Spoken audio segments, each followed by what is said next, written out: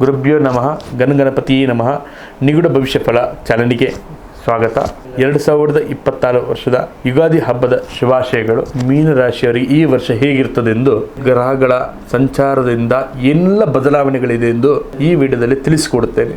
ಈ video like ಮಾಡಿ, share ಮಾಡಿ, ಕಮೆಂಟ್ ಮಾಡಿ. ಶನಿ ನಿಮ್ಮ ರಾಶಿಗೆ ಪ್ರವೇಶ ಮಾಡುತ್ತಿದ್ದಾನೆ ಅಂದರೆ ಜನ್ಮ ಶನಿ ಆರಂಭ ಆಗಿದೆ ಅಂತ ಅರ್ಥ. ಗುರು 4ನೇ ಮನೆಯಲ್ಲಿ ಇರೋದ್ರಿಂದ ದುಃಖ ಸಂತೋಷ ನೀಡುತ್ತಾನೆ. ನಂತರ 5ನೇ ಮನೆಗೆ ಪ್ರವೇಶ ಮಾಡುತ್ತಿದ್ದಾನೆ. ರಾಹು 12ನೇ ಮನೆಯಲ್ಲಿದ್ದಾನೆ, ಕೇತು 6ನೇ ಮನೆಯಲ್ಲಿದ್ದಾನೆ. ಜನ್ಮ ಶನಿ ಇರೋದ್ರಿಂದ ಕೆಲಸದಲ್ಲಿ ಅತಿಯಾಗಿ ಒತ್ತಡ ಇರುತ್ತದೆ. ಸಣ್ಣ ಪುಟ್ಟ ತಪ್ಪುಗಳಿಗೂ ದೊಡ್ಡ ಶಿಕ್ಷೆ ಸಿಗುವಂತ ಸಾಧ್ಯತೆ ಇರುತ್ತದೆ. ಹಾಗಾದರೆ ಕೆಲಸದಲ್ಲಿ ತುಂಬಾ ಅಲರ್ಟ್ ಆಗಿರಿ. ಜೂನ್ ನಂತರ ಗುರುಬಲ ಇರೋದ್ರಿಂದ ನಿರುದ್ಯೋಗಿಗಳಿಗೆ ಒಳ್ಳೆ ಕೆಲಸ ಸಿಗುತ್ತದೆ. ಸಾಫ್ಟ್ವೇರ್, ಶಿಕ್ಷಣ, ಬ್ಯಾಂಕಿಂಗ್ ಕ್ಷೇತ್ರದಲ್ಲಿ ಇರುವಂತವರಿಗೆ ಜೂನ್ ನಂತರ ದೊಡ್ಡ ಪ್ರಗತಿಯಲ್ಲಿ ಕಾರಣವಾಗಿದೆ. ಇನ್ನು ಆರ್ಥಿಕ ವಿಚಾರದಲ್ಲಿ ನೋಡೋದಾಗಿದ್ರೆ 12ನೇ ಮನೆ ರಾಹು ಮತ್ತು ಜನ್ಮ ಶನಿಯಿಂದ ಆಗಲಿ ಅನಿರೀಕ್ಷಿತವಾಗಿ ಖರ್ಚುಗಳು ಬರುವಂತ ಸಾಧ್ಯತೆ. ಅನಗತ್ಯ ಶೋಕಿಗಳಿಗೆ ಹಣ ವ್ಯಯ ಮಾಡಬೇಕು ಹೋಗಬೇಡಿ. ಜೂನ್ ನಂತರ ಹಣದ ಅರಿವು ಸುಧಾರಿಸುತ್ತದೆ. ಹಳೆ ಹೂಡಿಕೆಗಳಿಂದ ಲಾಭ ಸಿಗುತ್ತದೆ. ಶೇರ್ ಮಾರ್ಕೆಟ್ನಲ್ಲಿ ಹೂಡಿಕೆ ಮಾಡೋದ್ರಿಂದ ಅನುಭವಿಸಿದ ಸಲಹೆ ಪಡೆಯಿರಿ. ಮನೆಯಲ್ಲಿ ಸಣ್ಣ ಪುಟ್ಟ ಕಿರಿಕಿರಿಗಳಿರಬಹುದು,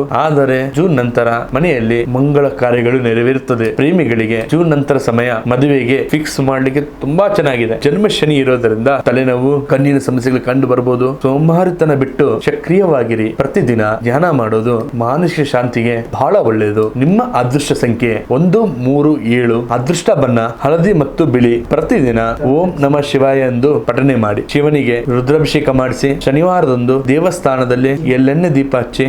ಇದಾಗಿತ್ತು 2026ನೇ ವರ್ಷದ ಯುಗಾದಿ ವರ್ಷದ ಭವಿಷ್ಯ. ನಿಮ್ಮದು ಮೀನರಾಶಿ ಆಗಿದ್ದರೆ ಓಂ ನಮಃ ಶಿವಾಯ ಎಂದು ಕಮೆಂಟ್ ಮಾಡಿ. ಈ ವಿಡಿಯೋನ ಶೇರ್ ಮಾಡಿ. ಹಾಗೆ ನಿಮ್ಮ ಜೀವನದ ಯಾವುದೇ ಸಮಸ್ಯೆಗಳಿದ್ದರೂ ಕೂಡ ಈ ಕೂಡಲೇ ಡಿಸ್ಪ್ಲೇಯಲ್ಲಿ ಕಾಣ್ತಕ್ಕಂಥ ನಂಬರ್ಗೆ ಈ ಕೂಡಲೇ ಕರೆ ಮಾಡಿ. ಧನ್ಯವಾದ.